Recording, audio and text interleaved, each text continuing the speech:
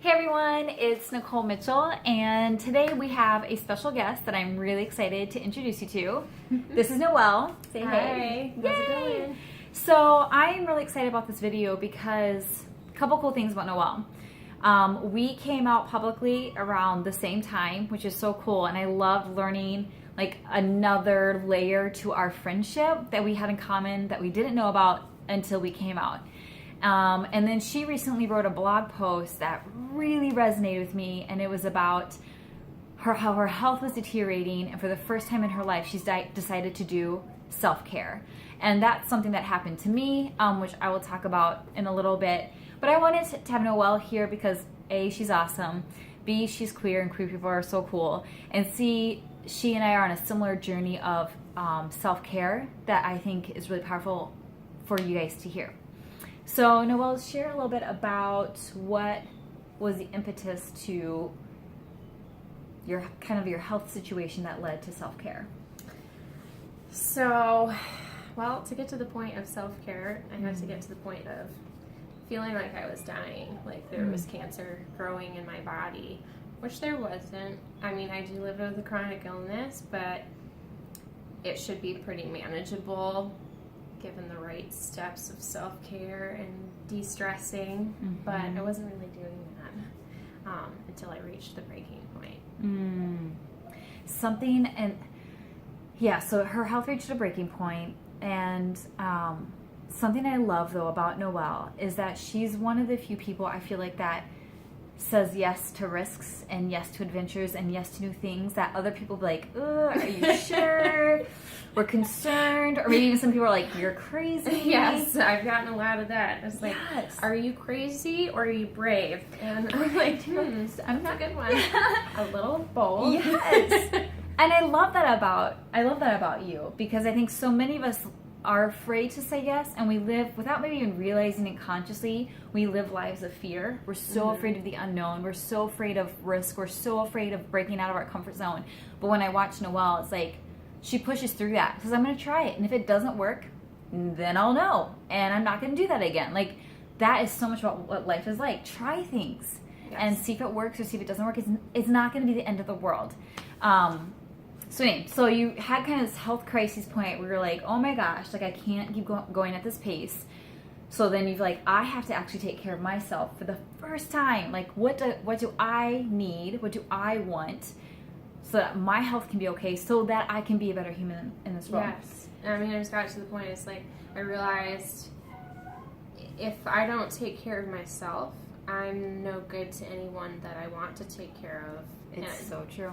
You know, like, I'm a very caring person. I want to care for all of the people, all of the humans, all of the animals. Literally. Literally, I have all of the animals. She loves the animals. But it got to the point I was like, there's nothing left of me to give anyone, let alone myself. I need to stop giving myself table scraps and give myself the first serving. Yes. Tweet that. Yes. We deserve more than table scraps. We deserve the first serving. Keep going. You go for it. Well, I was going to just ask, like, what does self-care look like for you? Because one thing I want to push back on is sometimes when people hear the term self-care, they're like, oh, that means just be lazy, laying on the couch, and you eat crappy, and you just watch TV all day.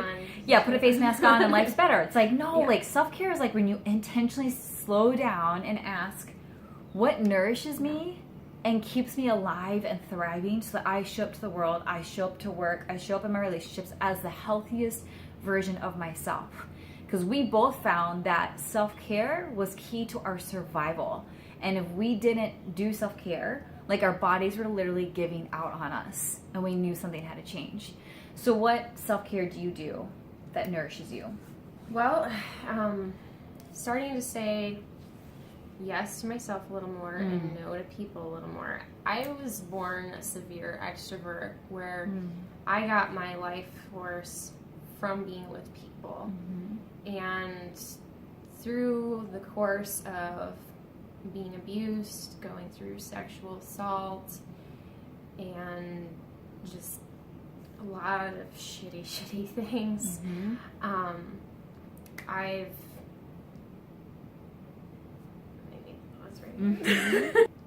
We're back. Sorry, had a little brain fart. This is tricky because when I have guests on my videos, I'm like, there's so much you want to share and so much we could talk about, and we're trying to condense it in a very short time frame. Yes. And it throws you off because it's like, how do I say all of this in this much time?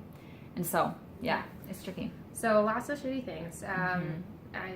I'm really young, but I don't feel really young. Sometimes I feel like a 90-year-old woman because I've had a very condensed amount of experiences in a short time, and it's like, holy crap, what's going on? Can I jump off of this crazy train? And so I reached my breaking point, and I was like, I'm probably gonna die if I keep this up. If I let toxic people suck my life force out of my body for themselves. It's like there's caring and giving for people, like volunteer work at a homeless shelter or whatever fulfills you From a place of abundance. But then there's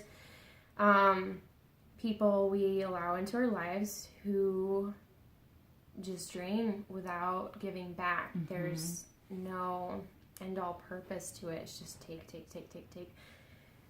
And I got to the place where it's like, enough has been taken out of me.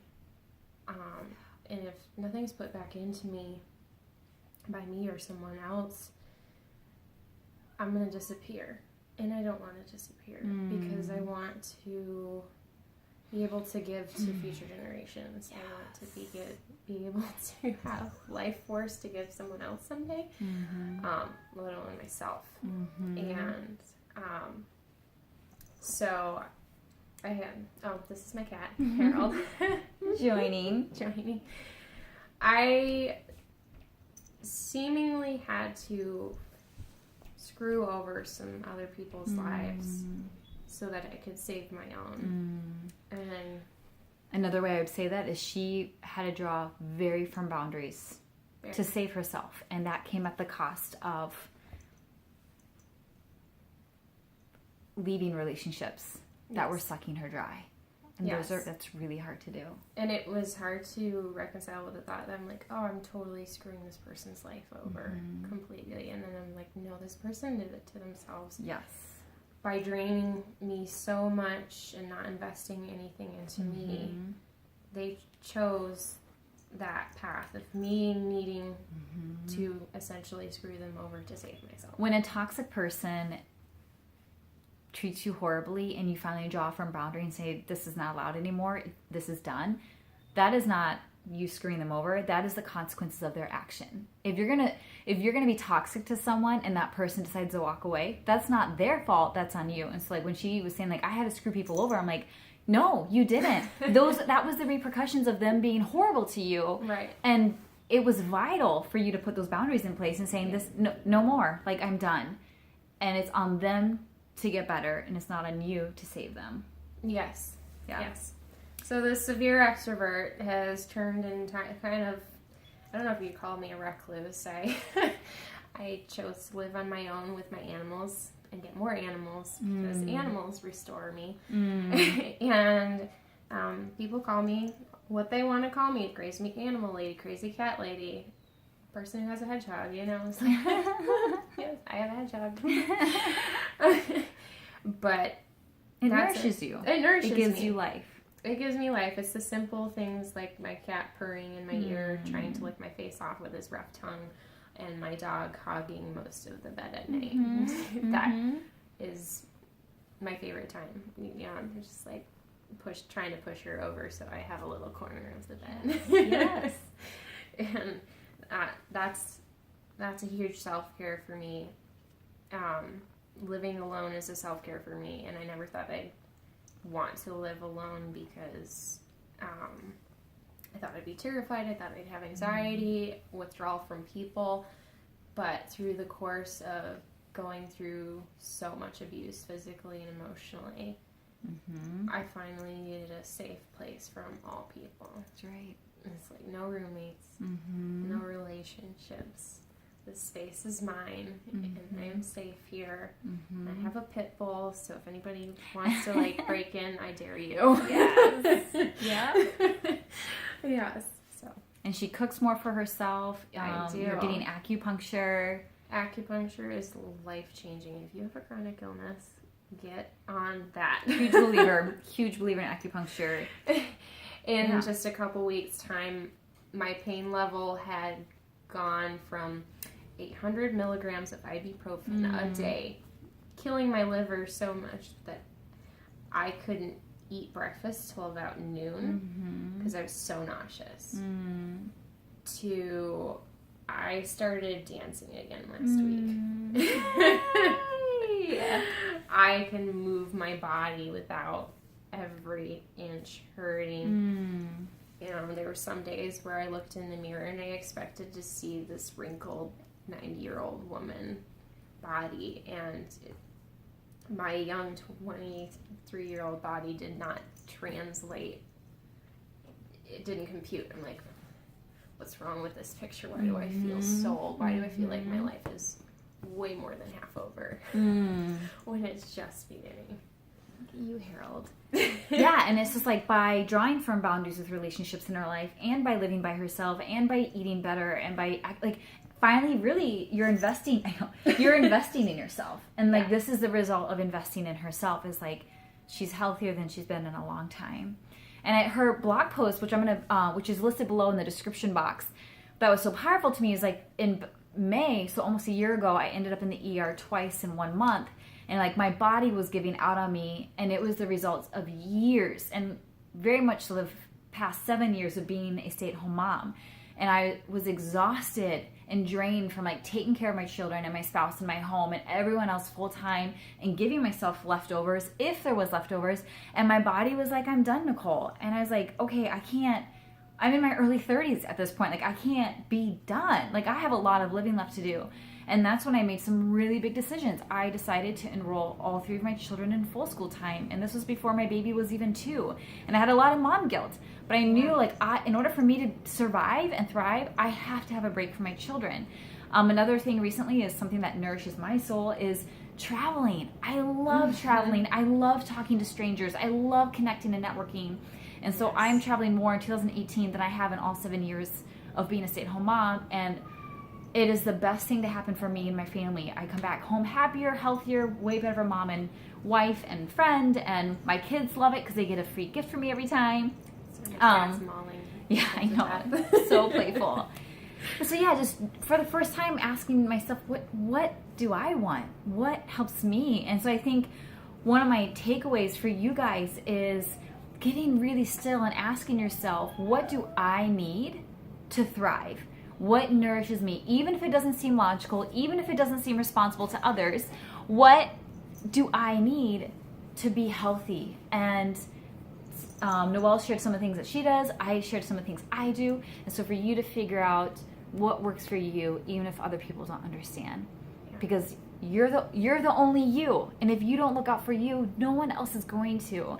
And so take care of yourself. Know that you're the one person you're going to have the longest relationship in your life. And thrive. Because the world needs you. The world needs us to show up as the healthiest, truest, fullest version of ourselves. And that is what makes the world a better place. Draining ourselves for everyone else but us does no one a service. That is not who we're meant to be. Is to give and give and give and give and give without ever getting anything in return. So take care of yourselves. You're worth it. You're worth it. You're worth it. And we need you to show up. So check out Noelle's blog post below and let us know in the comments what you do to take care of yourself. Thank you. Thank you. Bye, guys.